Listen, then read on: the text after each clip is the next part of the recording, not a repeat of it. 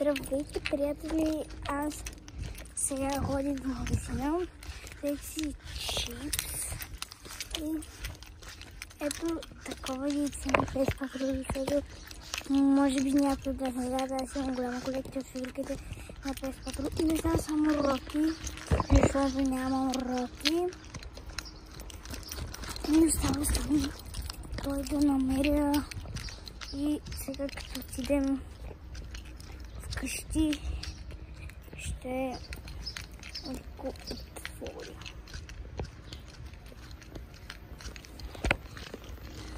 Не се прибрах от лагера, защото ходих на лагер 4 дена и ме нямаше, защото не ни даваха все пак телефоните. И за това не можах да снимам. Отстъпваме и вземем скоча и влизаме.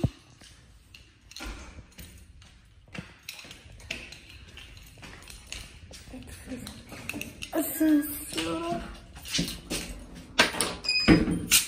И съсъкаме копчето.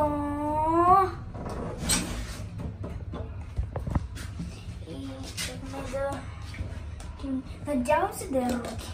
Това беше последното.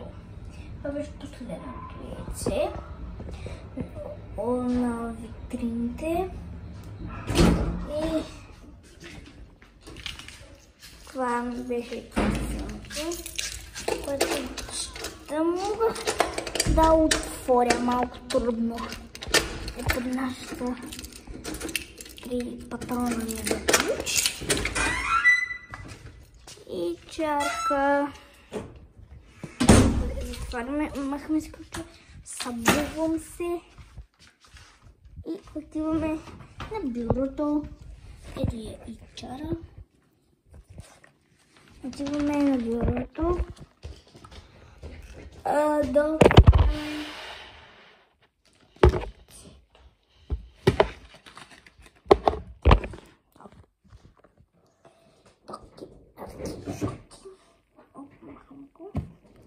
Надявам се да е Роки, да отваряме. От кога не съм отваряла такива яйца? От няколко години. Оба. Иначе имам доста голяма колекция, но просто не успявам да я събера заради Роки. Така че искам първо да видя.